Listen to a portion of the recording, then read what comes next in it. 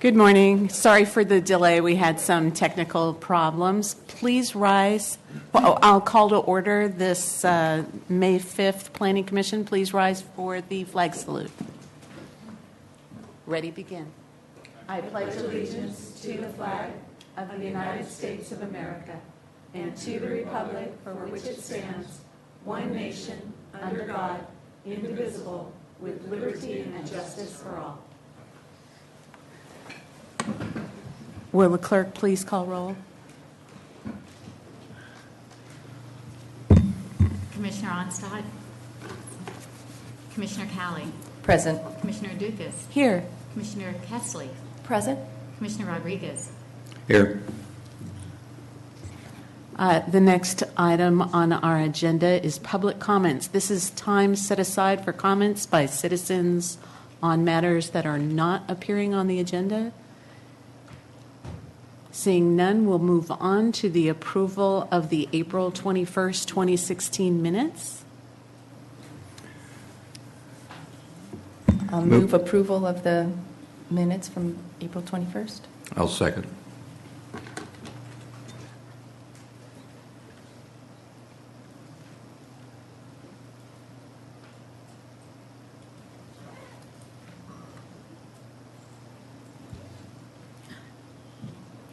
Thank you.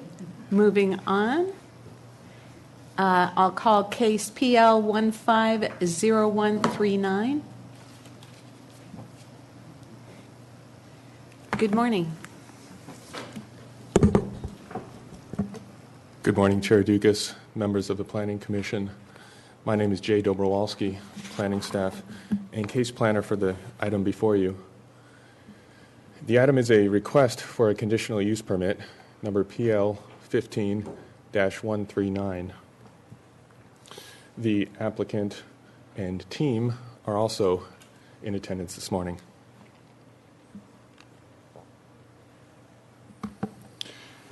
The requested CUP is for a solar energy facility, and that will be located to the east of the city of Fillmore.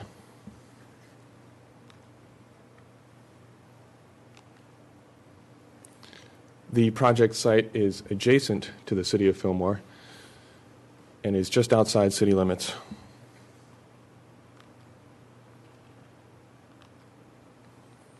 The proposed project includes 25 acres of solar panels.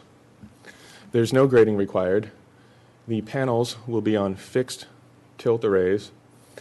The arrays will be 6 feet tall, and the panels are non-reflective. The electrical equipment generates a slight humming noise, and all equipment is safe to the touch. The project site is accessed from a paved road off of Highway 126.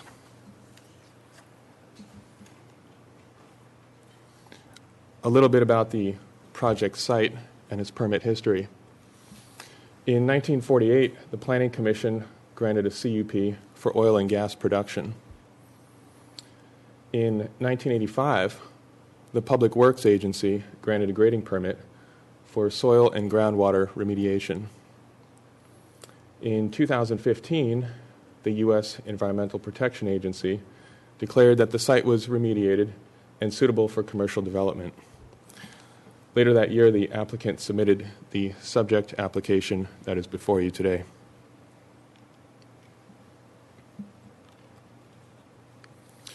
Back in the early 1900s, the project site was used as an oil refinery. This is a view of the project site looking towards the north, and Highway 126 would be in the lower right-hand corner. This is another view of the site from the north looking south. Highway 126 would be off in the distance.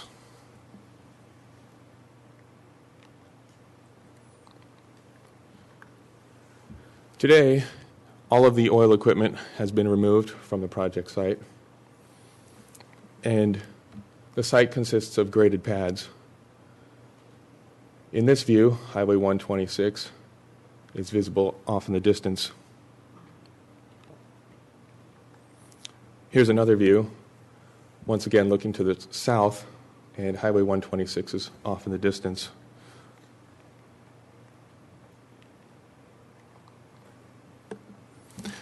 The proposed project includes various solar arrays. These plans are also detailed in your staff report.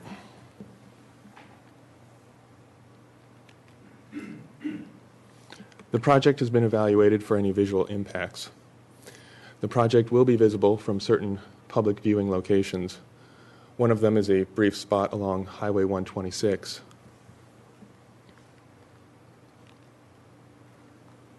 The solar panels will be visible from this location.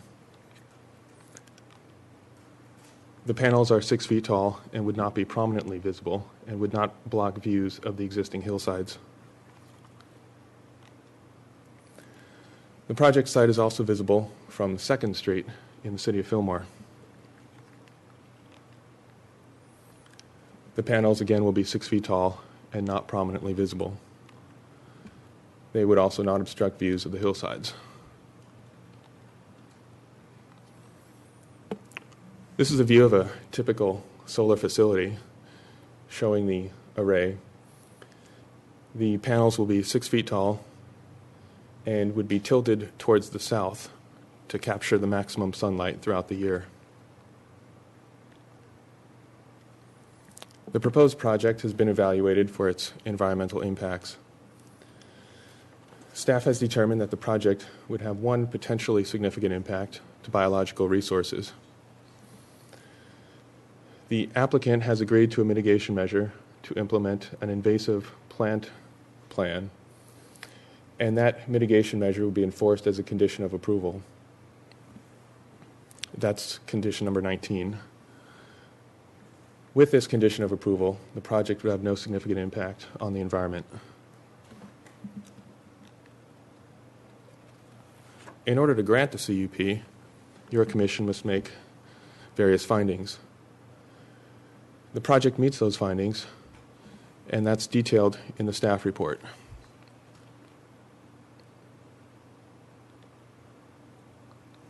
Pursuant to the non-coastal zoning ordinance, this Planning Commission hearing has been publicly noticed. Notice was sent to property owners within 300 feet of the project site. A legal ad was also placed in the Ventura County Star, and an email was sent to various interested parties.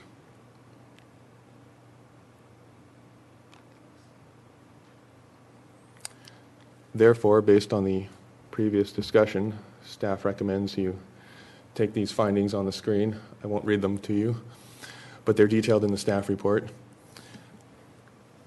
At this point, I'm available for any questions. That concludes my presentation.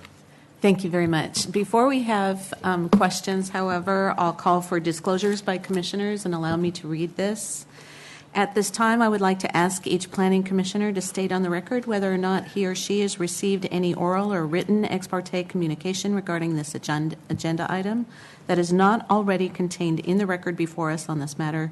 Please disclose the substance of that information only if that information is not contained in the record before us on this matter. Starting to my left, Commissioner Rodriguez, any disclosures? No disclosure. Commissioner Kessley? No disclosures. Commissioner Callie? No disclosures.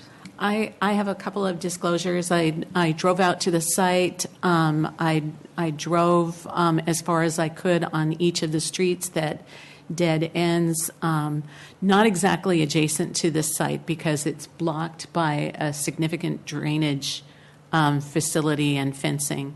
I spoke to two different people. One was a homeowner who expressed the opinion that he'd rather have a solar farm than an industrial park. And I also spoke to an ex-fire chief, and there's nothing else that was pertained to this. So now, questions of staff by the commission. Are there any questions at this time? I do have one. The hum. I mean, is it as loud as the air conditioning? I mean, how loud is the hum? Yes, Chair Dukas, the humming noise is best explained by a electrical box that you would walk past on a sidewalk. That's I don't have a specific decibel number for you, but based on conversations with the applicant, it's only audible when standing next to the electrical box. Okay, so it's not going to be something that will drive all of those homeowners mad? That is correct. Okay. And also, I should have stated this, the site is pretty much screened by existing, very mature vegetation. Is all that supposed to stay?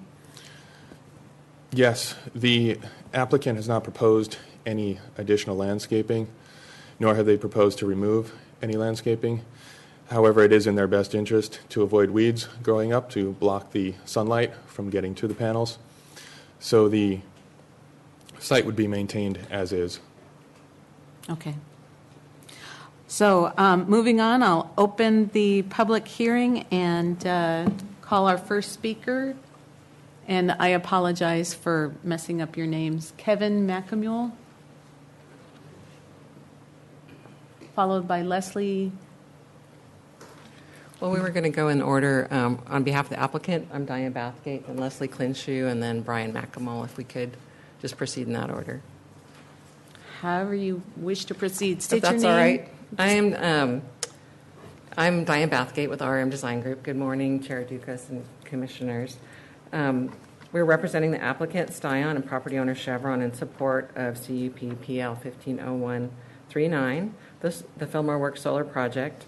Representatives from Chevron, Stion, and other team members are here today to help answer any questions you may have. First of all, we wish to sincerely thank staff for all of their work and coordination reviewing this project and helping it move forward for your consideration. We'd also like to call attention to the solar fact sheet that we submitted and was distributed to the Planning Commission earlier this week, as we hope it provides a succinct overview of the project and solar power. We've provided a few extra copies at the back of the room if anyone in the audience is also interested in that. We have one minor clarification for the record, that the proposed point of interest monument mentioned in the staff report is not formally a part of the CUP and solar project, and that this marker has been requested by the county and was preliminarily approved by the Cultural Heritage Board on March 7th. We'd also like to note that no changes in recommended conditions of approval are requested, and that the applicant team has reviewed the staff report and resolution of approval and accepts the proposed conditions. We just have a couple of brief comments from, first, Leslie Clinshoe with Chevron to a few comments on behalf of the property owner. And then following Leslie, Kevin McAmule with Stein would like to highlight some key features and benefits of the proposed solar facility. We also brought a sample solar panel that he'll explain as well. Thank you. Are there any questions of the speaker? Thank you very much. And we're available for any questions after our presentations, too. Thank you. I'm Leslie Clinshoe with Chevron Environmental Management Company. As the Chevron Environmental Project Manager for the Fillmore Works site, it's been my responsibility over the last several years to revitalize the land for beneficial reuse. I'd like to reflect for a moment on the significance of the site's history. The solar farm will be located on the former Texaco refinery, started in 1915 by Ventura Refining Company and acquired by Texaco in 1928. In its prime, the Fillmore Works refinery employed up to 200 people from the local community. During World War II, the refinery supported the immense wartime demand for fuel products that were shipped from Port Hueneme to the Pacific Theater. After the war, refinery operations ended, and Texaco continued to operate the site for about 50 years as the Pacific Coast Pipeline crude oil storage and transfer station.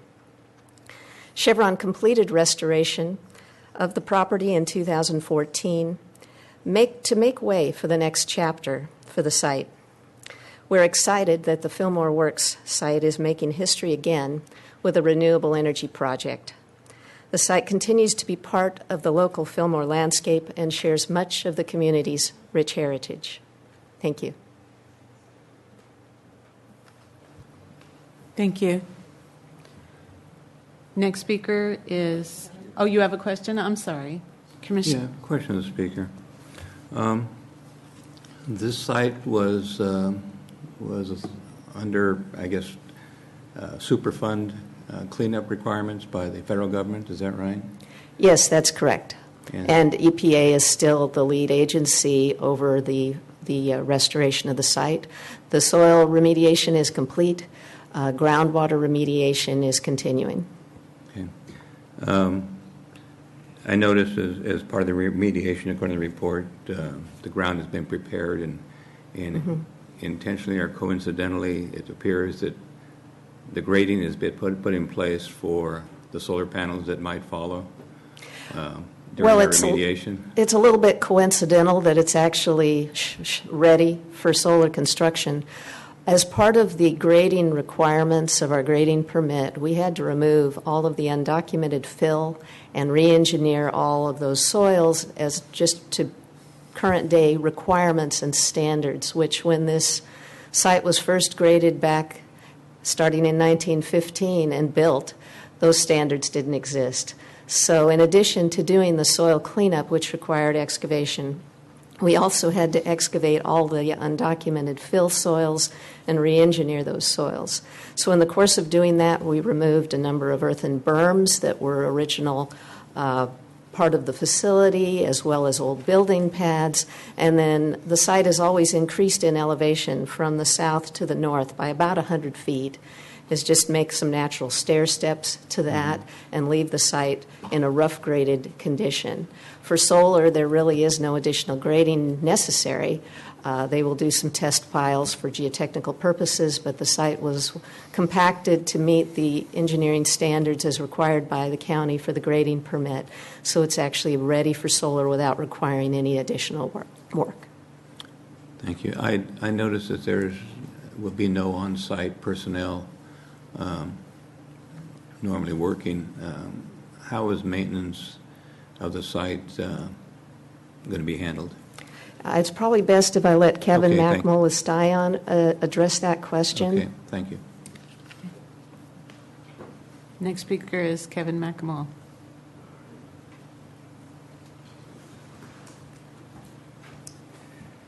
Hi, my name's Kevin McAmall from Styon Corporation. I'm the Director of Projects and Systems. We're located in San Jose.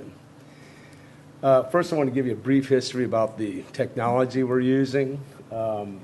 This was actually developed here in Camarillo at Arco Solar, and I was a part of that early team back in the 80s. And so this is a thin film technology that we've been working on for over 25 years. And through the years, Arco exchanged hands. And anyway, in 2006, Styon Corporation was formed when the former Shell Solar sold the company. And we relocated to San Jose and teamed with some researchers at Stanford to come up with this latest product. Today we have a manufacturing facility in Hattiesburg, Mississippi, where these are 100% U.S.-made modules. We entered into this site, became available here last year, and we worked with Chevron to develop a plan to put a solar farm in, and that's what we're here today to discuss. So the technology, we'll have about 28,000 of these modules connected to inverters, small string inverters, and they will put the power back onto the grid and feed into the Southern California Edison distribution system. At that point, an off-taker will pay for the electricity and use it to offset their their usage. The construction period will take about probably 3 to 6 months. And we'll have, and then on site it's about 3 months. But just that whole process, permitting, and all the way through final commissioning. The maintenance period, we would have biannual washing at most, taking about a week at a time to wash the panels. Unplanned maintenance, there would be people available to come in periodically. We don't expect more than once a month. If anything, during the first year, we would have. That's usually when most of the maintenance occurs on the system to make sure it's working properly. It will have a web-based monitoring system, so we'll know how the system's performing at any given time, and through that system we'll be able to tell if the soiling is sufficient enough to where we need to do a washing. So every year is different, just depends on the rainfall. These modules actually work fairly good in dusty conditions compared to other modules because of the technology we're using. The lifespan of the system is 20 years plus. The modules are warranted for 25 years. And we have an ongoing requirement to do the weeding at the site to make sure that part of the mitigated negative declaration was to make sure there's invasive species there that we have to take care of. It'll provide power for over 6,000 homes annually. And the site's a good site because it's higher. It's not next to the coast. The closer you get to the coast, of course, the performance goes down. So that site actually is very favorable for solar. And it's been prepared and engineered. It's a perfect site for this kind of application. That's all I have. Any other questions? And the humming. You have to be about 25 feet from it before you can start to hear it. Now, so they do hum, but you have to be pretty close, and the nearest home is like 300 feet away. So I doubt. It's very unlikely anyone could hear these things during the day or at night. At night they're actually turned off. So the only thing that hums would be one of 3 transformers that are on all the time. And those are the step-up transformers to get to the utility voltage, from the operating voltage up to the utility voltage. And they're even further away. They're like maybe 500 feet away. Any other questions? I do. As a facility that's close to a residential area, is there any concern with juveniles going on to the site? Or is there, what kind of security measures there are, or any potential for? I notice on the report it says that the panels can become extremely hot during the day. Right. So any hazards that we should be aware of? Well, they're hot to touch, just like anything would be sitting out in the sun.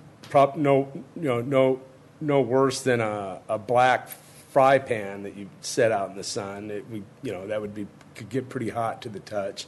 These will do the same, but most of the electricity that's generated is being taken away, so they won't. That keeps them a little bit cooler, but so they won't get burnt if they put their hand on it, but they wouldn't want to keep it there for very long. The system is UL listed and meets all UL requirements. So, and all the National Electric Code requirements for the 2013 California Building Code and the 2011 Electric Code. So all those measures we've taken into consideration, and they will be followed in the construction of this project. Now, in terms of security, we haven't. There's an option to look to actually have an on-site camera there to see if anything suspicious is going on in the evening or anything like that. So that's an option we can also implement. What about, say, graffiti? Are these impacted at all if somebody should decide to spray a very large sign? Well, I mean, if they did that, we'll actually see that in the performance of the system because we're looking at each of these inverters individually. And so because of that, we'd be able to see if someone were to take out a few circuits by spray painting these. If they did, they would have to spray paint most of the module because it would, if they just rode on it, we would probably catch it at maintenance because these aren't affected as much as other solar panels. So, but it is glass, and it can be taken off with just acetone to remove the, with a rag and acetone. And So are you conditioned to make sure that it's clear of graffiti, not so much in terms of it impacting the performance of the equipment, but as an eyesore? If that's an issue, because someone will be out there, during the first year especially, there'll probably be someone there at least once a month, and then biannually after that. But if there's an issue with graffiti, we'll want to remove it because it affects the performance somewhat. Are you familiar with whether or not? Well, I'll ask staff whether or not we have graffiti eradication. Okay. Also, are you familiar with Fillmore's 4th of July celebrations? I am. I know they have. I know that they have one of the few cities, and maybe the only one in Ventura County that has fireworks. Because I live in Simi Valley myself, so. So, have you ever been there? I have. Okay. What's your take on any potential for them being affected or a problem occurring? Well, I mean, if first of all, the impact resistance of these is 1 inch diameter hailstone at 87 miles per hour. So, if someone shot up in that case, it'd have to be an illegal firework, but who knows? Anyway, if it were large enough, yeah, it could impact it, and heavy enough, but at that point it'd be burnt out, and so I just don't know. But in that case, we'd have to repair it. But it has been considered. I mean, it's something that the engineers have thought about. Okay, very good. Did you want to jump in? Yes, if I may. I've got the same concerns. What's the? I seem to recall what the setback is from the property line, but what is the setback? Well, we have a lease along the Pole Creek area specifically. Well, we're on the Pole Creek. There's a road that runs along the side of Pole Creek. Right. That's on the property, and our lease boundary is on the east side of that road. So we're set back at least 50 feet. 30, 40 feet from the property line along Pole Creek. The reason I ask is my concern. Obviously, Fillmore's a small community, unique community, as all the communities are in the county. but things can get pretty boring out there, particularly for the younger population. And extending Commissioner Dukas' comments about graffiti and stuff, I wonder, if these things would sustain a rock, if you will, getting thrown just to see if they can do it. You talked about a hail ball of hail hitting Right. it at 87 miles an hour and won't break it. Yeah. So I'm assuming that would apply to anything thrown by a rock. Yeah, if or you thrown threw by a juvenile or other a adult. fist-sized rock would break that. Okay, Yeah, there's no question. okay. You threw it hard enough. Since they're pointing south, they'd have to throw it pretty high in the air to come Right. down. But How tall is this panel?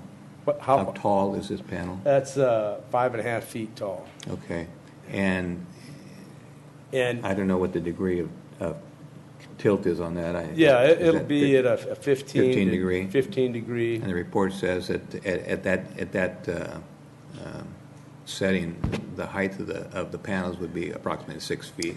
Correct, but in Based this on the case, grading. in this case, those panels will be rotated 90 degrees so that they'll be in their landscape orientation. Horizontal as opposed And to then- vertical. Right, and then they're stacked 6 tall, which is about 13 feet. Mm-hmm. And then that panel is then tilted at 15 degrees. And at With that, the if that's- front being at about 2 feet off the ground, and the back will be less than 6 feet.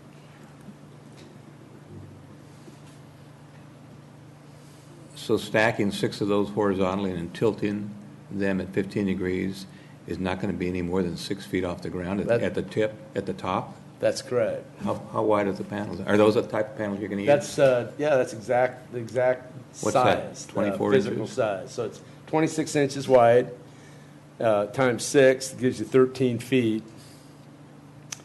And the 15 degrees, the sign of that is ends up being 1/4. Okay, so it's about 3.5 feet plus the 2 feet off the ground gives you 5.5. We gave an extra foot of variance in the ground, so about it's 6 feet. It's 6 feet. Is there going to be any local contact for this facility if public safety has a need to access the site or make a report on some problem at the site? Well, I know that we will be, I'm going to be locally myself. You just said the corporation's now in San Jose, I believe you said. Right, but I actually reside in Simi Valley. Oh, okay. So I can be there, within hours of an incident Okay. at any time. So you would have the authority to recruit, call up maintenance or whatever needs to be done if there's a problem? Okay. Right. I mean, Stion has offices, our main office is in San Jose, but it turns out that we also have our operations officer here that resides in Thousand Oaks, and I live in Simi Valley. Do you have any problem with that information you just given me about notification being incorporated into the CUP so that if there's a problem, there's an ability to access you or a responsible person? I do not have a problem with that. Have you considered camera surveillance at all? We have, and the type of system that we're installing there can easily accommodate that. To visually view the area. Right, just sporadic surveillance of it, make sure everything Correct. is fine. Okay. And historically, we usually see issues during the first year. That's when vandalism takes place. That's usually when there might be some performance issues and things like that get taken care of during that first year. But then after that, we see relatively few problems, even with the vandalism. Modules, years ago, they were worth a lot of money. I mean, they used to cost a lot. So today, that's just not true. The price of these are come down way low, and they're just not worth as much individually as they would be, and it's a lot of work to remove them. But yeah, kids get bored. They do things, crazy stuff sometimes. But it is fenced with barbed wire, and that's how the facility remains today. So so we don't have any additional fencing or anything of that around our array area. Yeah. Is that a 6-foot chain link fence I saw? Correct. Okay. With 3 strands of barbed wire. Across the top? Yeah, I believe so. Right? Yes. Okay.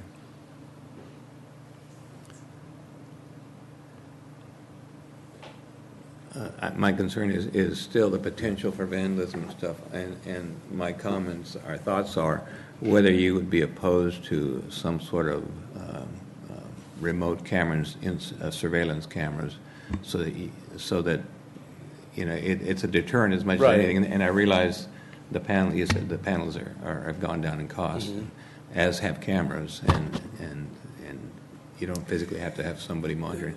If it becomes necessary, would you be opposed to that? Well, it would be on the on this web-based monitoring system. Okay. Right. So we already have the web-based monitoring system. So adding the extra bandwidth to include cameras, they take a little more. But in this case, it's advisable that we could include that. Okay. Thank you. Mm-hmm. Any further questions? I have one last one. Were you able to get California sales tax use credits from the state to help with this? I think it's CAPTA. Not that I'm aware of. No. Are you familiar? I mean, with, we're not. I mean, are you familiar with the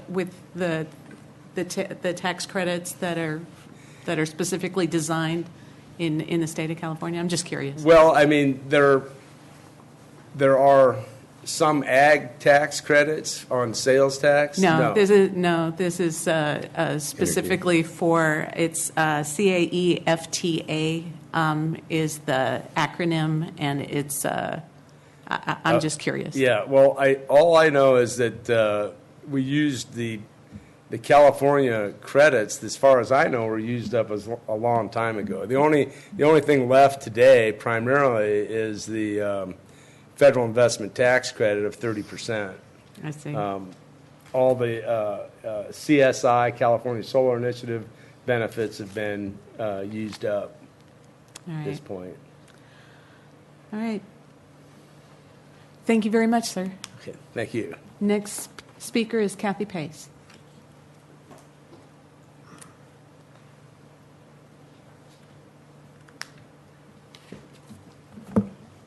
Hello, my name is Kathy Pace. I live in Fillmore.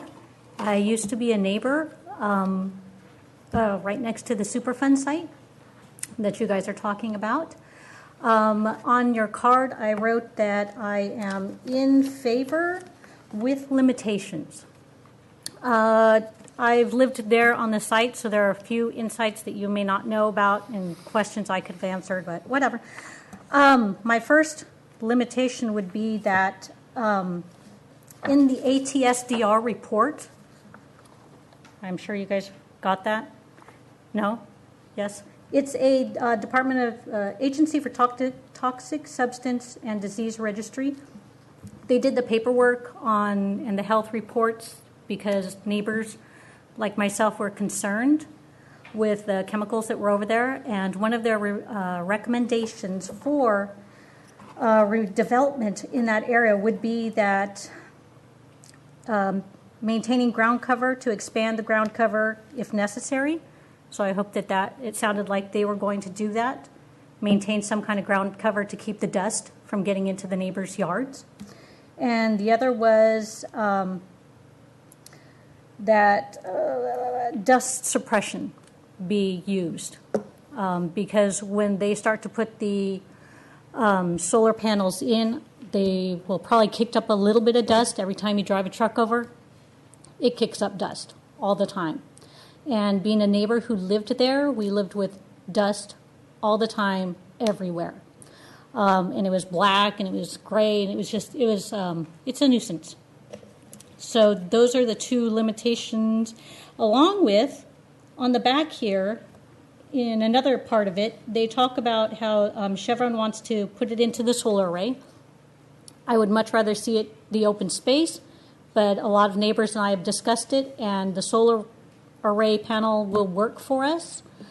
If you have to have it, I guess that would be the less of the evils. But they also have in there passive recreation, which I would recommend that you do not allow.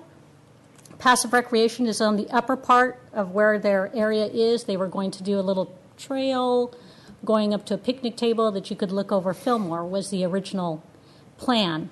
In regards to the graffiti and inviting people up into that, I think that's just adding to problems.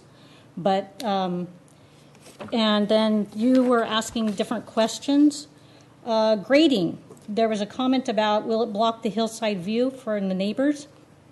Most of the neighbors from the school, the elementary school that is just adjacent to the site, south, it will not affect them at all. From the school north, those that live behind the 20-foot embankment that Chevron has left there, we will see the under portion of those. So yes, they will block some of our view. The hill that they left there is at my roof level currently, or the house that I used to live in. I moved for health reasons. It's a super fun site, so none of us really like it there, but we're going to do what we can do. Juveniles and trespassers on the site. Ever since it was abandoned years ago, apparently, on Facebook, everybody said that they've all gone over there for years. So I think it was abandoned in the 70s, 60s, not sure when, but people have been over there the entire time. The fences were not maintained, and some of the fence line were not even there. So people were ATVing, hiking up to the F. So apparently everyone in town was there. I wasn't there. I didn't know. I was too afraid. And then the neighbor you were talking about, for the neighbors, if the gentleman could maybe hand out to neighbors or post on the fence, if something were to go wrong, who the neighbors can contact. If they see something, if something falls in it and there's an explosion, if they see trespassers over there, something, that they have the ability to call somebody to fix the problem. There is graffiti in the channel right next to the site, and it's become worse and worse every year. So people are over there. The police have chased people to the end of the street on 2nd Street and Island View. I lived on Island View. And people would jump the fence, go down, and hop over to the other side. So it's a local place where gangs are starting to hang out over there. I was on the Remediation and Redevelopment Committee, and I was opposed to all of the industrial site issues and things that they were proposing, mainly because it would affect the neighbors. But the solar thing appears to have a little bit less of an impact for us neighbors. Let me make sure. I think that's pretty much it. So, yeah. And then with the noise, I'm hoping that the noise is going to be non-existent, because that will be very sad for us. Thank you. Do you have any questions? No, but thank you very much for coming down and giving us your input. I'll follow up your suggestions with staff. Okay, thank you. Thank you. Are there any other speakers? I don't have any other speaker cards. So ordinarily, this would be the time for people who were opposed, but we don't have anyone, and then a rebuttal. So we're looking at skipping ahead to closing comments by staff and questions of staff.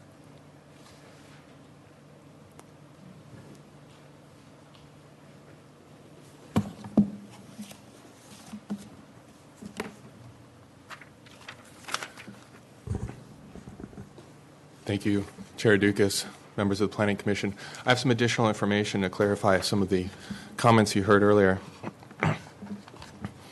Regarding the potential of graffiti on the site, the project would be conditioned with a condition of approval, number 3, and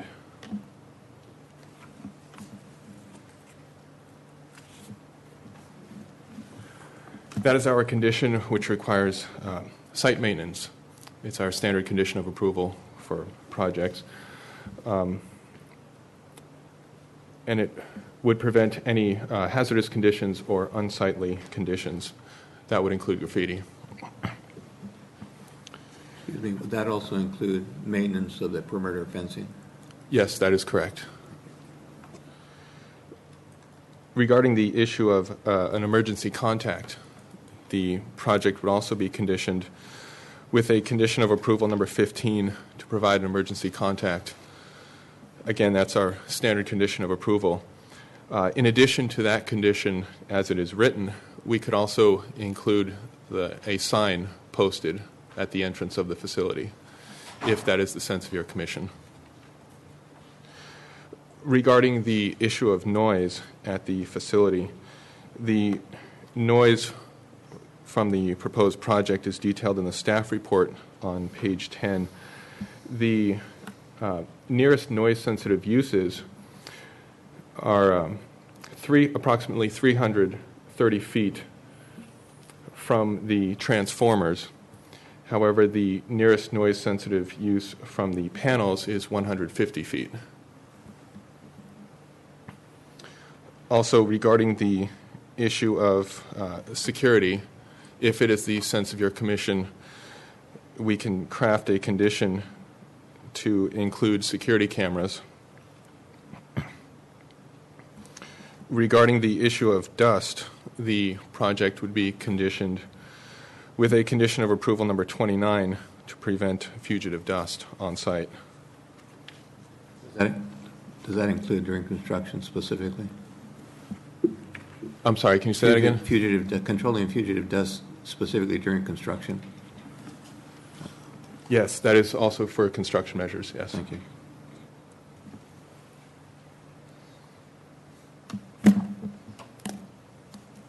That's all the additional information I have at this time. Any questions? I have one. We heard testimony that to clean the panels, they just use acetone. I'm envisioning worst-case scenario that these things are hit pretty substantially.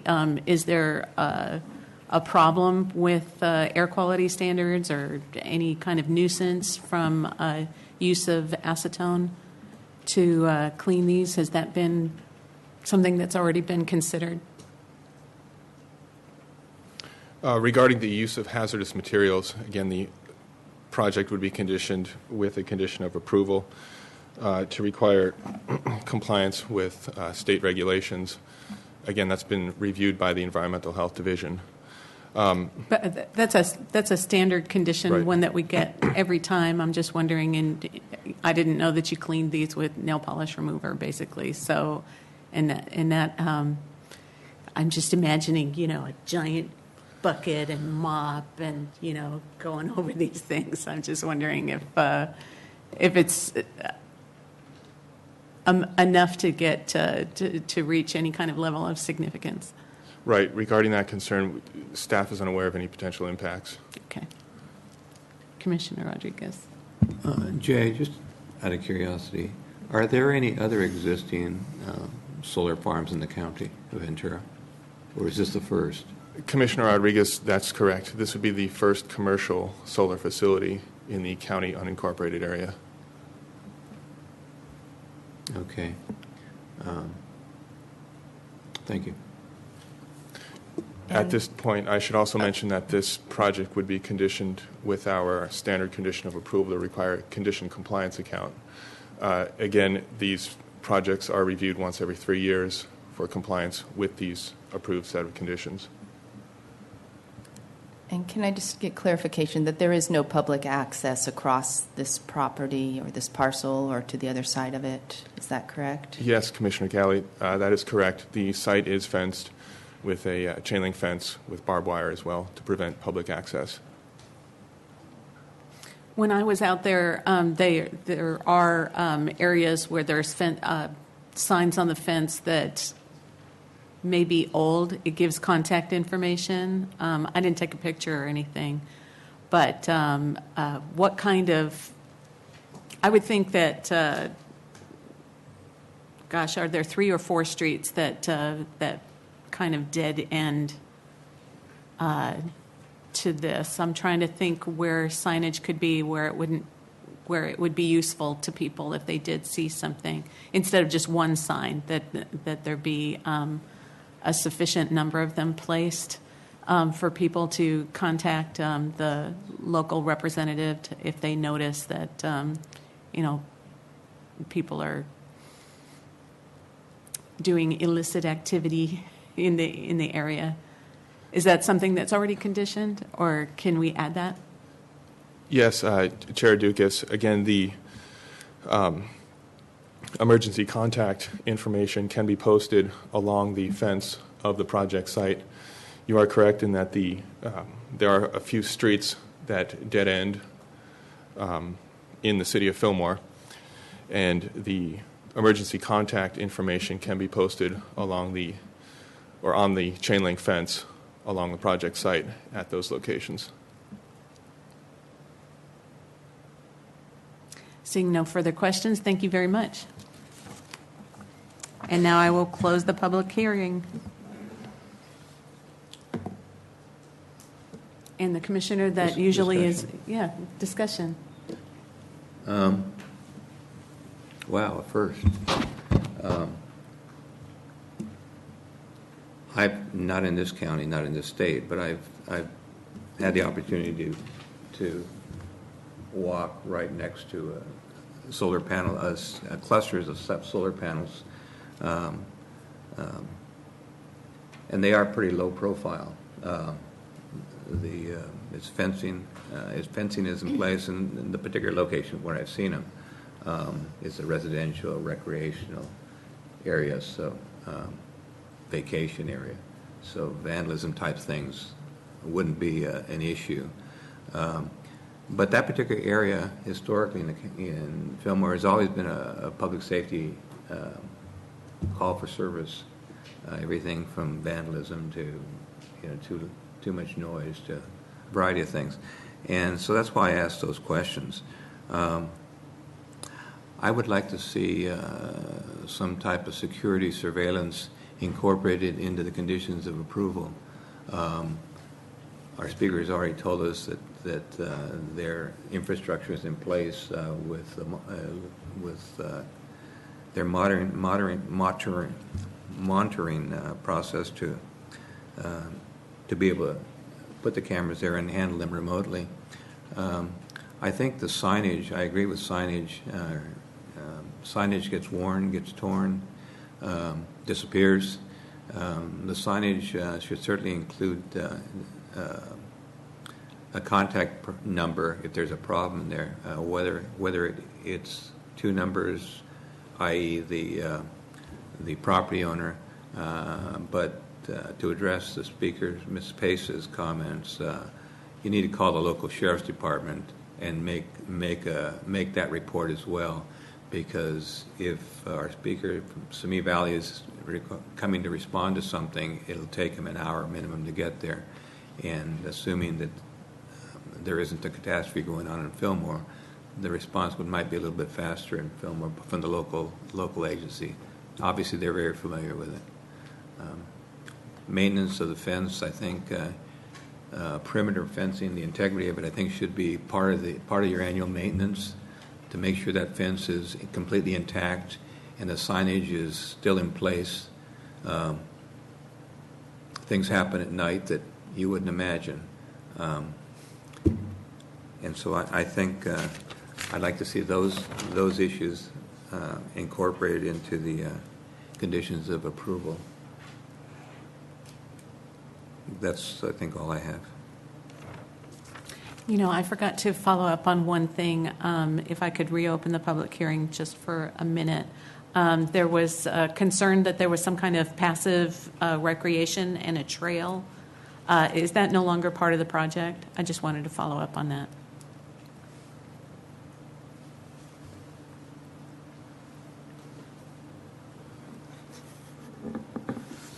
Yes, Chair Dukas, regarding the proposed project, at this time there's nothing proposed regarding hiking trails or any other sort of park uses. It's only the solar facility. Okay, thank you. And again, I'll close the public hearing. Okay, so we're in discussion. Commissioner Kelly. Well, it seems to me that it would be in the best interest of the company to have the cameras to monitor their facility. I'm okay putting it in the conditions of approval, but I'm not sure it needs to be there unless we are more concerned from a safety standpoint to have it monitored. So those are my thoughts.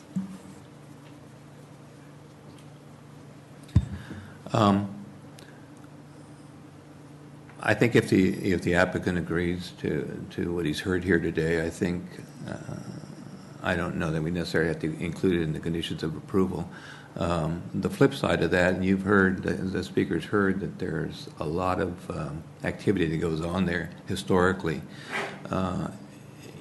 There's a real liability issue that's there in place, and I think it would be to the applicant's best interest to have surveillance, thinking beyond the immediate operation of the facility.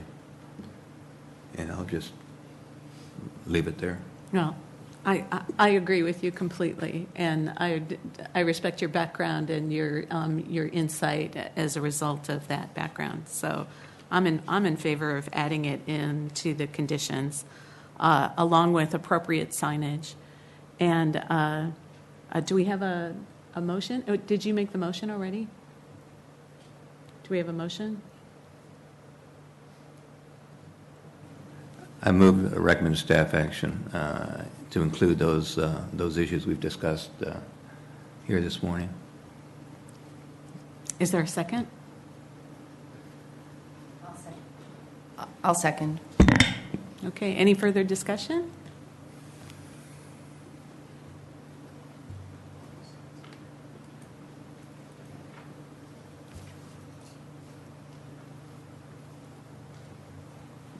Thank you very much.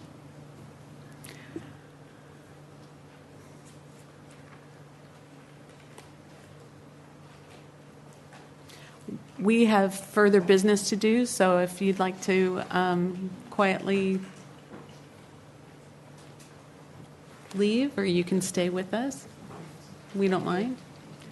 The next item has been postponed, PL 150025. No, 00005. It's been postponed, so we'll skip on to discussion, report by the planning director on board actions and other matters. Thank you, Chair Dukas and members of the board, or members of the Planning Commission. Sorry, it was a long day at the board yesterday. So I will report on that first. The board heard our general plan annual update, and that's where we go to the board and we tell them all of the things that we are working on and the things that we've accomplished. It's actually a great report. It's on our website every year, and so if your commission is interested in me sending you the link to that, I'm happy to do that. Kind of gives you a perspective of all the long-range planning work that our staff is working on. Also, the board heard the Wayne J. Sand and Gravel appeal yesterday, appeal by the City of Moore Park, that your Planning Commission voted on approval of 5-0, and the board supported that 5-0 decision yesterday. So we filed the notice of determination yesterday, and that gives the appellant or anybody else that has concerns out there a 30-day window. Other than that, it was changed without any amendments. I mean, it was approved without any amendments, sorry. Denied. the appeal was denied. The appeal was denied. The project was approved. So just let me go over your schedule real quick. The item that was postponed today, that is an appellant is appealing the Planning Division's decision to require a coastal plan development permit on a parcel out in the unincorporated area near Malibu. That, under the Subdivision Map Act, we only had 30 days to get it here.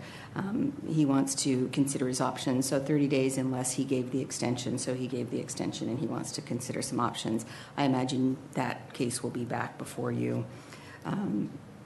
Where is that? I tried to, back before it got postponed, I wanted to get a sense of where it was.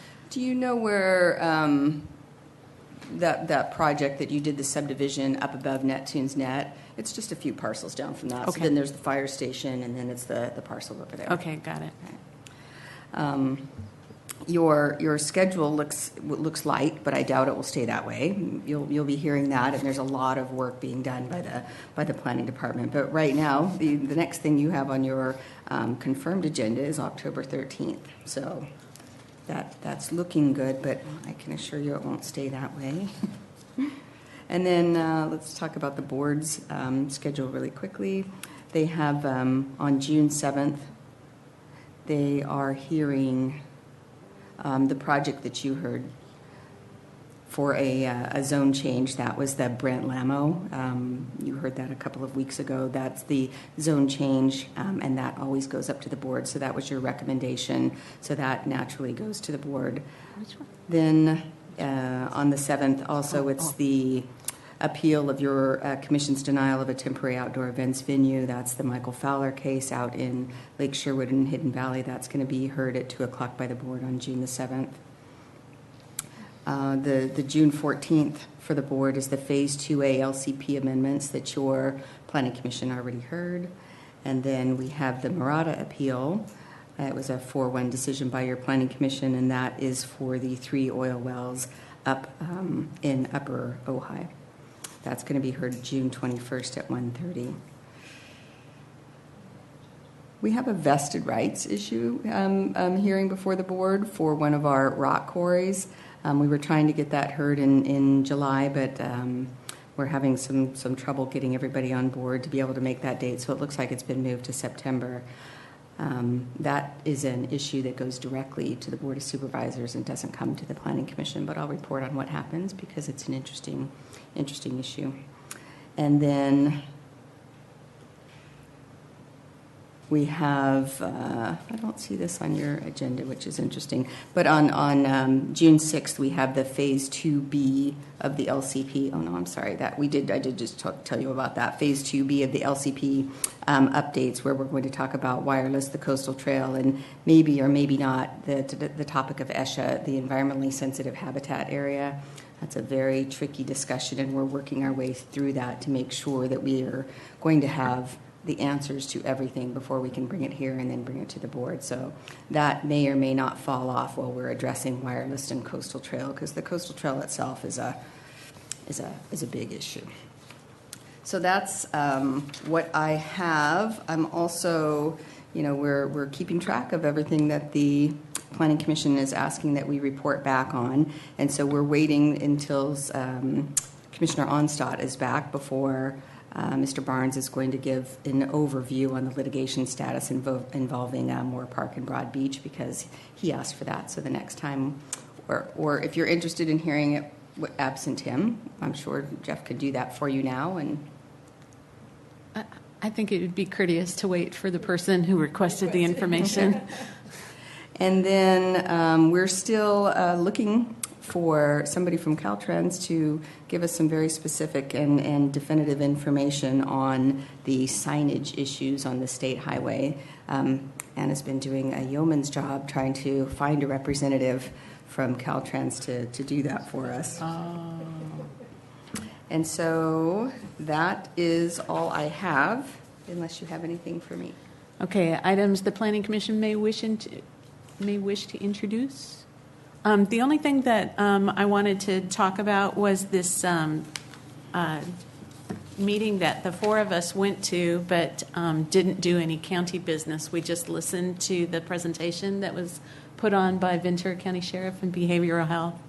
And it was well attended, and there was a mix of people. I recognized people, electeds and government people, people in law enforcement, people in different agencies, and a handful of medical marijuana representatives were in attendance as well. And I was really happy to see Chris Stevens there furiously taking notes. The only thing that I took away, not from the meeting, but from discussion with people that were there, was that they were still very concerned that they were kind of getting lost in this riptide of the legalization, the over 21, no health, issues at all, just recreational or adult use, I think is what they called it. And that they're kind of being lost, their issue that, and I thought that it was the direction of the board that we would still try very hard, regardless of whether or not this gets passed at the state level, that we would still endeavor to find a way to have these people be able to get their medical marijuana. And that just wasn't the focus of this meeting at all. It was just dealing with the practicality of what are you going to do if it's just legal. But I wanted to follow up and say that I sure hope that the county is still working toward not just waiting for this. I'm not really sure that it's inevitable that it will be legalized, but maybe I'm just too optimistic. But anyway, I wanted to make sure that the county was still moving forward with that, because that's what I heard their concern was. That the county is following up Yeah. and moving forward. That's why Chris Stevens, you saw him at that meeting, because he is the one that is, we have continual meetings with the behavioral health and the sheriff's department and public health and planning, and they are moving forward, and they're going to release a flyer. They're just dealing at this point with medical marijuana regulations. That is what the board asked. And so there's going to be community meetings, and these community meetings are going to be May 25th and May 26th, one on the East County, one on the West County. They'll be in the evening from 6 to 8. One of them will be at the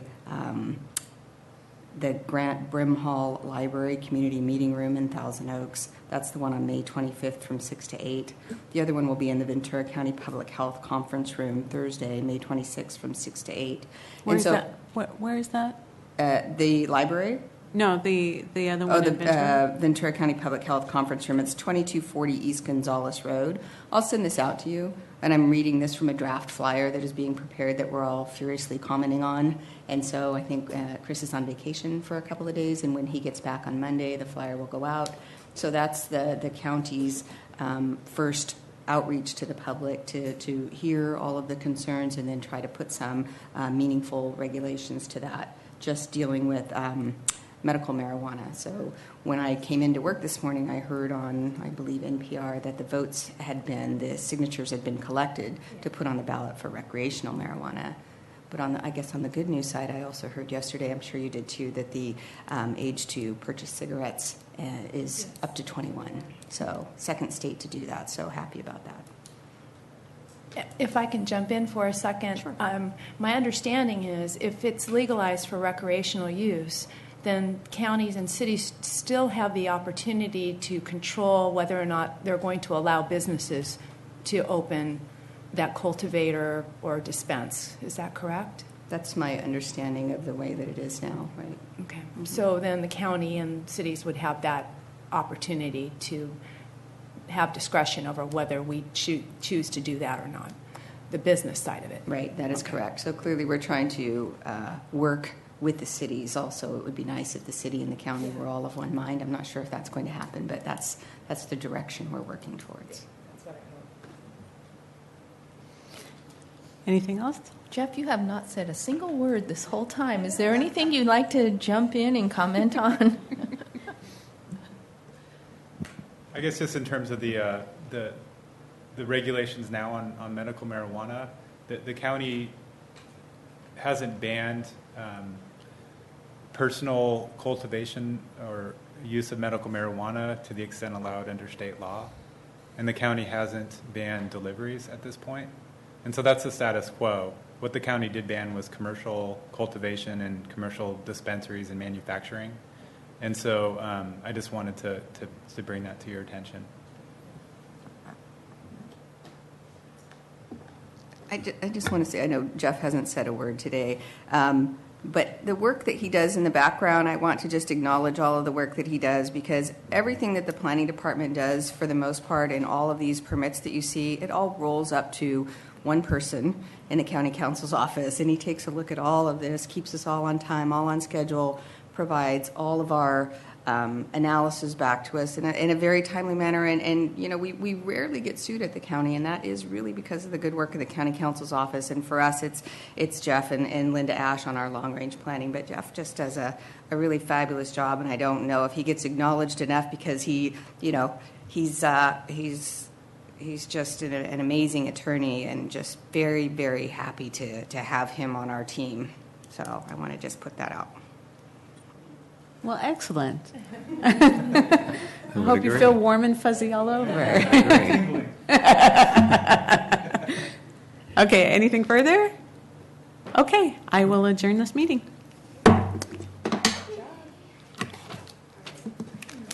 Interesting yesterday. At least in the city of Port Hueneme, if someone